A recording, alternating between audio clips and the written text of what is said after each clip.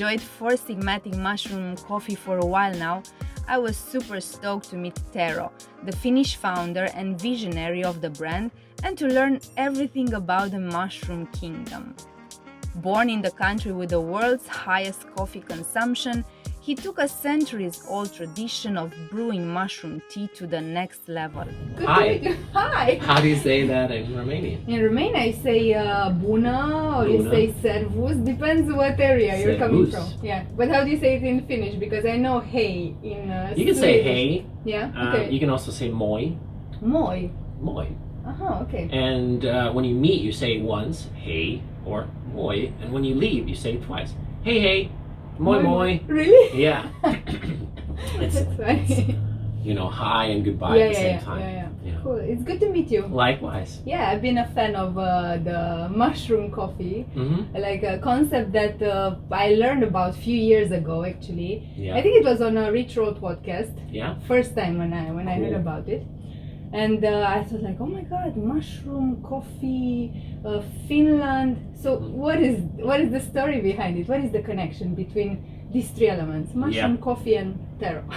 Oh, there's a lot to unpack. But when you say mushroom coffee, people first think, wow, that's gross. Like, why would I ever do that? Coffee itself is one of the most common beverages in the world.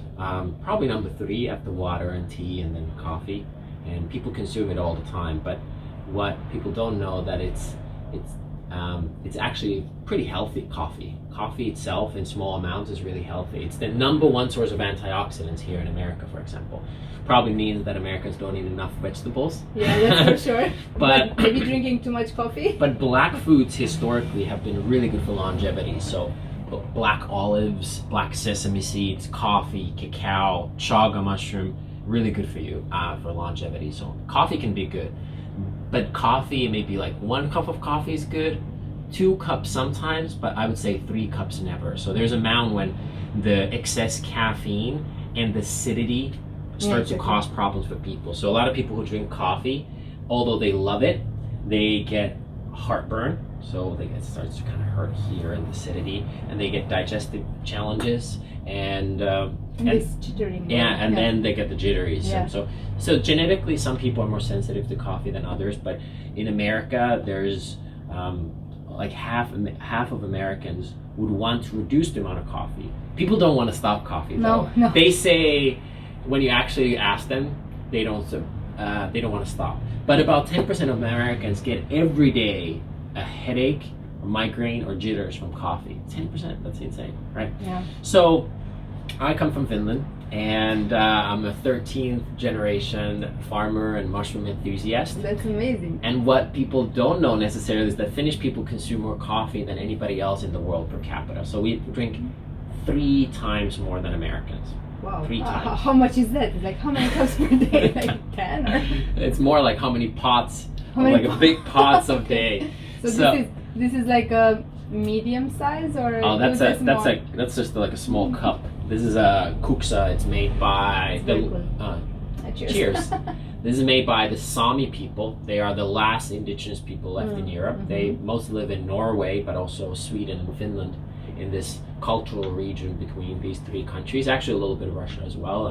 And they make these beautiful mugs out of birch tree, where a cool mushroom, chaga mushroom grows. Yeah. But back to your story, Finnish people drink a lot of coffee. And during Second World War, we were attacked both by the Germans and the Russians, so we're kind of between a rock and a hard place. And there was less trade, so we ran out of coffee beans, and the country ran out of coffee. So people started boiling this mushroom, this chaga mushroom that grows on birch trees, the same tree that this mug is made out of, and people felt great. And after the war, the University of Helsinki, they started studying the benefits of these mushrooms and found out that they're abundant in antioxidants. So mushrooms are a kingdom. They're not a subgroup of plants. They're a kingdom same way as bacteria, plants, and animals are. And when something is a kingdom, there's both good and bad things. You shouldn't have all animals as your pets, and the same way, even though plant-based diet is hot and amazing, you shouldn't eat all plants. Some of them are lethal. You're going to eat them and you're going to die, right? Yeah. So mushrooms are no different. There are mushrooms that are going to kill you, and there's mushrooms that heal you. And there's actually way more mushrooms in the world than there are plants. There's at least 6 times for every tomato, there's 6 unique kinds of mushrooms. And a lot of people only think of like a few kinds of mushrooms. I know Romania, people are big into going to the forest and finding wild we mushrooms. have a lot of mushrooms there, but here in America, most states, that's not culturally. The Anglo-Saxons, the British, and the Americans, with some exceptions, have not been that mushroom friendly. But anyway, back to the coffee. They figured out that this chaga mushroom particularly is kind of looks like coffee, tastes like black tea, very similar to coffee. It's like not the same, but not too far. And you figured out that it has tons of these minerals and antioxidants that make the beverage very alkaline, so it's less acidic, right? And if you mix half coffee, half mushrooms, most people will not notice a difference. So mushroom coffee actually does not taste like mushrooms, and it has half of the caffeine. So you have less of the caffeine, because caffeine is good, but in moderation.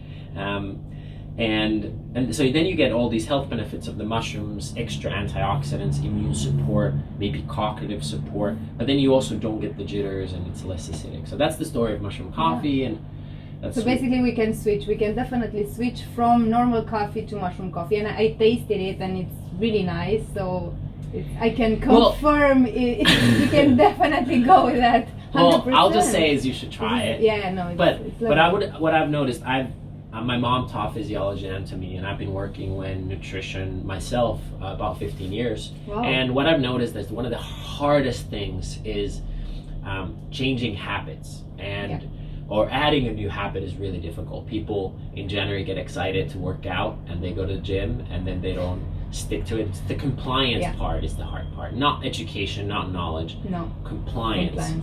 And so I found that it's way easier to improve your health a lot by upgrading existing habits or replacing an existing habit with a similar enough to type. So I totally agree on so that. If you're anyway going to drink a cup of coffee, why not make it a healthy version of it that tastes similar, and then you get all these other benefits, and so I just think it's a lot easier that way. It is, for sure.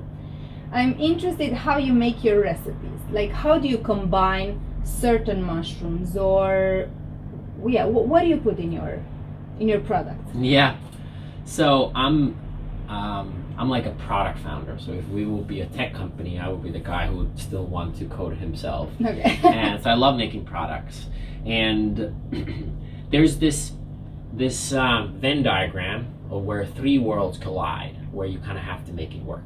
So one is that I first look at the ancient use of like formulation, because you've never had really historically using just single ingredients. So you should never just drink coffee, by the way, anyway, or just tea. You should add healthy spices or fats to them, so it would be a much more well-rounded herbalistic practice. So I definitely look at like ancient herbalistic practices. Secondly, I look at the modern day. So you got the ancient world and how products were formulated. Things like traditional Chinese medicine have been a big inspiration to me because they're well documented, but also the Finnish herbalistic practices and Amazonian, but the ancient wisdom. Then the modern day challenges is like, I look at like the day of the life of a busy mom, taking the kids to school or practices, then going to work, trying to find time for herself, and like, how is her life and where does this fit in? Because if we look at a 2,000-year-old tea practice where you sit for an hour and a half having tea, that might not be realistic. You don't have the time. Yeah, it's like some people do, but very few. Very few. So, for example, if you're on a train or a bus or you're commuting to work, is like, what can you have there? So I look at those things. So the ancient world more defines the ingredients and how they're formulated. The modern world more defines the use case, and then finally it's the flavor. I'm the first one to admit, we've made really powerful, potent, almost medicinal tasting products, and people struggle drinking really bitter potions. So it's really important to use. So for us, the good news is coffee and chocolate are bitter by itself. Like coffee itself, if you've never tried coffee, you're probably going to say, wow, this is pretty bitter. Or dark chocolate. Dark chocolate, yeah. But people love those flavors. Yeah. So using chocolate and cacao as ways to mask the bitter flavors of mushrooms and adaptogens in a way that it kind of tastes delicious. So it's the ancient wisdom, the modern day, and then the flavor that we try to combine. And then flavor is also tough because the flavor profiles of Americans, even within America, can be different on how sweet or unsweet the product can be. There's big differences. So, and then we also sell in other markets from, you know, Europe. Yeah, you sell in 65 countries, or? Yeah, so it's like sometimes hard to match the flavor profile because some people like more sweet, less sweet. So, but yeah, that's how I look at it. And you don't only have coffee. No, you have so many products. And I remember when I first tried the products, you had the coffees and the elixirs. What else do you have now? We mostly focus on, we started by, again, back to the upgrade, is like, what is something that people already do every day? And coffee, tea, cocoa are the big commodities. It's like coffee, tea, and cacao are things that people have used, and it's a pretty universal. Some countries more coffee, less tea, or vice versa, or more chocolate. But those were the backbones, and they're also flavor profile easiest. So we do, you know, matchas and healthy hot cocos and things like that. And then when we were doing these hot beverages, it was easy to doing lattes. So we do vegan paleo lattes. So we don't use dairy, but we use coconut milk powder. One, no? Yeah. Okay. So it's suitable for people who are on a paleo diet or in a vegan diet. So we do golden latte, which is a turmeric latte. We do a chai latte, which uses ancient Ayurvedic spice mixes. Matcha latte, which is more Japanese. So we draw a lot of inspiration, not just from Finland, but also from Japan with matcha, or India with these Ayurvedic spices, and that's kind of drawing inspiration. Or South America with cacao practices. We also do chocolate, you know, and like real chocolate. Yeah, real chocolate. Nice. We do healthy energy shots. This mushroom focus shot. Yeah, and then we do edible skincare. Yes, so, that's very interesting. I want to learn about that. So my philosophy is you should never put anything on your face that you can eat. So we are the first. It's not just you could eat it, you should eat it. So one of the products is a mask. It's a powdered mask. You know, when you make a mask, you always have extra. Is this one? Yeah, that's the one. And this is the other product, right? That's the serum, yeah. So when you make a mask, you always have, this is powder, so you just add hot water. Okay. Then you apply it, you always have extra. You pour hot water on top and it becomes a hot chocolate. Wow. So it's a face mask and a hot chocolate. That's like Mexican I've spicy never hot heard chocolate. about something like this, because it's true. You have natural products, skincare products that you could eat, but they will definitely not taste good. When I did market research on this, I was like, honestly, if to be fully candid, I don't really use skincare products. Like, you don't? No, I've given hundreds and hundreds of lectures of people. I was like, what do you do for your skin? I was like, eat healthy, sleep, hydrate. You know, that's not. Topical skincare is great for short-term help. So if your skin is dry, it will act really quickly. Versus if you eat healthy, it's going to take 30-something days for it to work, because it's like skin cells build really slowly, or cells rebuild themselves slowly. But if you have a healthy body, you probably have a healthy skin. Yeah. So that's what a lot of natural holistic practitioners of different kinds, often one of the first things they look at your skin, and they kind of look at what deficiencies you might have based on the skin before they look at blood work. So, but yeah, and that one is a stress-reducing wellness supplement that you can also spray in your mouth, but it's a serum, so you can go. I saw it in the commercial. I mean, or on your Instagram page, someone was just like using it everywhere. It's very nice.